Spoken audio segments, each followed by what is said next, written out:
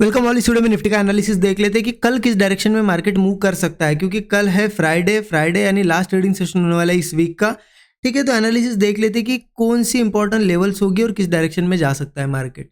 Chart समझ लेंगे, सभी चीज़ें यहाँ पे देख लेते हैं, लेकिन उससे पहले देख लेते हैं कि आज के लिए एनालिसिस क्या था, क्योंकि आज एक्सपायरी थी निफ्टी की, वीकली एक्सपायरी।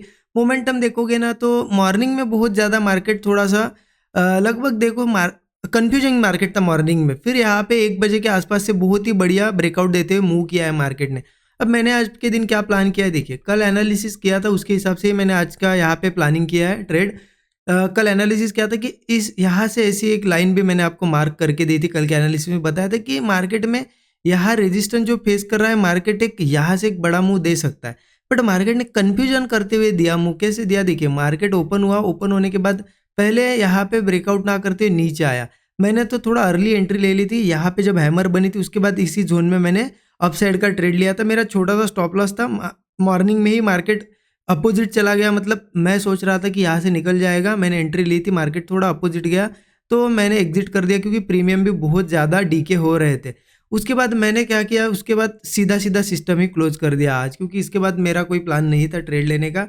मार्केट थोड़ा नीचे आया, यहाँ पे कंसोलिडेशन किया बट नीचे ब्रेक नहीं कर पाया, ऊपर ब्रेक किया, ठीक है, और वापस से इस लेवल के ऊपर आ गया, जो कि हमने कल भी देखी थी, लेवल 24,700। फिर मार्केट ने थोड़ी देर बाद नीचे आया और उसके बाद यहाँ बहुत ज़्यादा कंसोलिडेशन किया और ब्रेकआउट दिया। अब देखिए मैं मार्केट में मैंने तो क्लोज कर दिया था, बट अवेलेबल होता भी मैं तो ये आज का मार्केट इतना ज़्यादा कन्फ्यूजिंग था कि कुछ समझ नहीं आ रहा था कि एग्जैक्ट कैसे सेटअप्स बन रहे। तो मैं तो यहाँ पे एंट्री ये मूव कैच नहीं कर पाता अगर होता भी तो। ठीक है, तो मैंने क्लोज कर दिया था सिस्टम। जिन्होंने यहाँ पे ट्रेड लिया होगा ज़रूर कमेंट में बताइएगा, ठीक है, अच्छा खासा प्रॉफिट उन्होंने बनाया होगा। अब देखिए कल इम्पॉर्टेंट है कि कैसे क्या करना है लेकिन एक चीज़ क्या हो गई ना कि ये जो बड़ा मोमेंटम आया है और ऊपरी लेवल पे क्लोज हुआ है, ये क्या करता है ना, जब जब ऐसे बड़े मूव होते हैं और क्लोजिंग दे देता है और उसी के आसपास ओपन होता है, तो मार्केट बहुत ज़्यादा ट्राई करता है रेंज में फंसने के लिए। तो ये हो सकता है, तो एक अच्छा खासा बड़ा गैप अप या गैप डाउन होता है तो एक मूव जनरेट हो सकता है।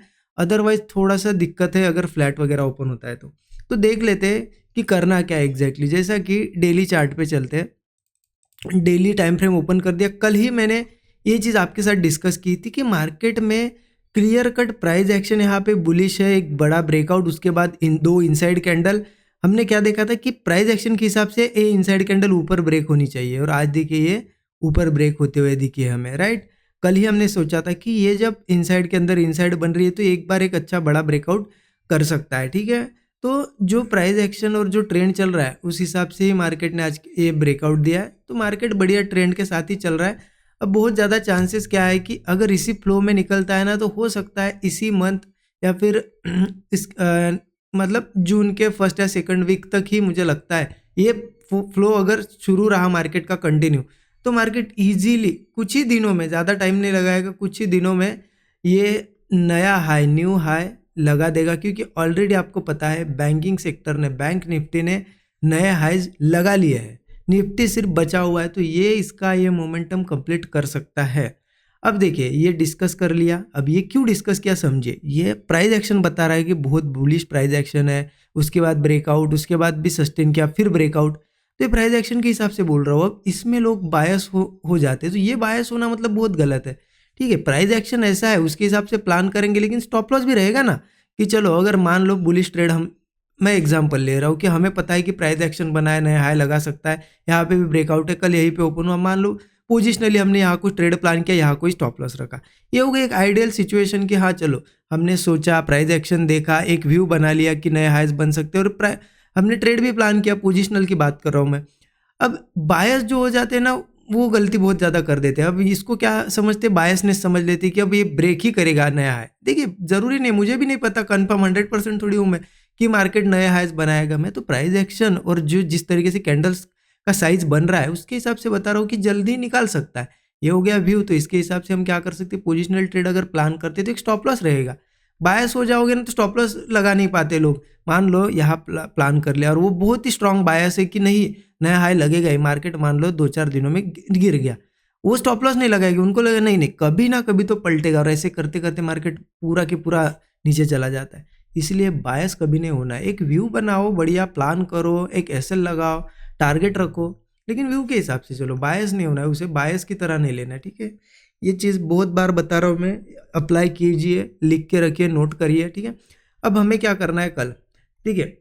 जिस तरीके से देखा जाए ना, ब्रेकआउट क्लियर कट ब्रेकआउट है, यहाँ पे भी ब्रेकआउट है, तो बुलिश दिख रहा है स्ट्रक्चर, ठीक है। तो उसके हिसाब से बुलिश ट्रेड प्लान कर सकते हैं। अगर अच्छा खासा गैप अप वगैरह होता है तो कैसे प्लानिंग करनी है, देखिए इसके लिए क्या करते हैं ना हम, तो इसके लिए क्या करते हैं हम, थोड़ा छोटे टाइम फ्रेम पे चलते हैं, 1 आवर टाइम फ्रेम पे।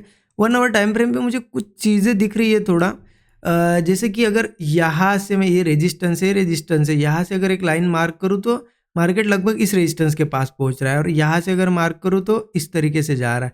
तो ये हमें क्या दिख रहा है कि एक चैनल बनते हुए जा रहा है। अब यहाँ से गिरा मार्केट, यहाँ से गिरा, अब यहाँ पे भी कंटिन्यू फ्लो में आया है, तो पॉसिबिलिटी है कि थोड़ा बहुत तो नीचे आ सकता है। अब अच्छा खासा बुलिश है, ज़रूरी नहीं कि पूरा के पूरा यहाँ पे आए, मार्केट हो सकता है यहाँ तक नहीं आए, लेकिन थोड़ा बहुत रिट्रेस करके फिर जा सकता है। तो ऐसी चीज़ें हमें देखने को मिल सकती है, ठीक है। तो इस बीच में मेरा प्लान क्या है कि देखिए इसमें क्या होगा कि थोड़ा नीचे आएगा, ब्रेकआउट वगैरह बनाएगा तो बुलिश ही जाएंगे, लेकिन अगर फेल होता है ब्रेकआउट तो हो सकता है वापस ये चैनल पूरा कंप्लीट करने आए मार्केट। तो इसलिए इस बीच में 2 ट्रेड्स का प्लान करूंगा, मतलब 2 कैसे कि मैं पूरी क्वांटिटी नहीं लूंगा बुलिश ट्रेड में, हाफ ही लूंगा। अगर अच्छा प्रॉफिट होता है तो ठीक है, उसमें ही बुक कर लेंगे। अगर रिवर्स वगैरह होता है तो एसएल बुक करके मैं पोजीशन मेरी रिवर्स कर दूंगा इस बियरिश ट्रेड के लिए, ठीक है। अगर मार्केट यहाँ से निकल जाता है, गैप अप होता है, तो फिर तो क्लियर है मार्केट ये रेजिस्टेंस है, ब्रेकआउट देके ऊपर चला जाएगा। 15 मिनट चार्ट पे चलते और थोड़ा क्लियर दिखा देता हूँ आपको मैं करना क्या एग्जैक्टली। देखिए 15 मिनट चार्ट है, आपको पता है कि यहाँ से ऐसी एक ट्रेंड लाइन आ रही है, राइट। अब देखिए जैसा कि हमने डिस्कस किया कि चलो गैप डाउन वगैरह होता है या फ्लैट ओपन होता है, थोड़ा बहुत गिरता है और मार्केट यहाँ सपोर्ट क्रिएट करता है, होल्ड करने तो ब्रेकआउट आने तो कॉल ही लेंगे, क्योंकि मार्केट स्ट्रांग बुलिश है। देखिए ये बहुत स्ट्रांग बुलिश है, ठीक है।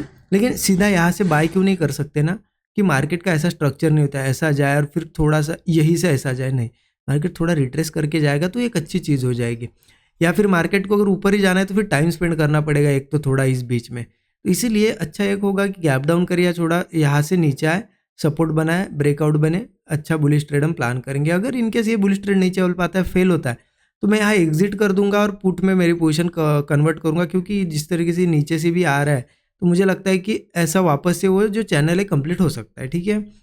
अब बुलिश ट्रेड लेने का मेरा प्लान कब बनेगा, देखिए मार्केट अगर इन्हीं लेवल्स के आसपास ओपन होता है, बहुत ही कंसोलिडेट करता है और ये लेवल ब्रेक कर देता है, ये लेवल कंसिडर करो 25,130 पकड़ लो, 140, ठीक है। अगर यहाँ कंसोलिडेशन होता है अच्छा खासा आधे घंटे के भी ऊपर थोड़ा, तो एक अच्छा रहेगा हमारे लिए, ब्रेकआउट आएगा तो ठीक है। अदरवाइज मार्केट सिंपल एक ही करे चीज़, गैप अप हो।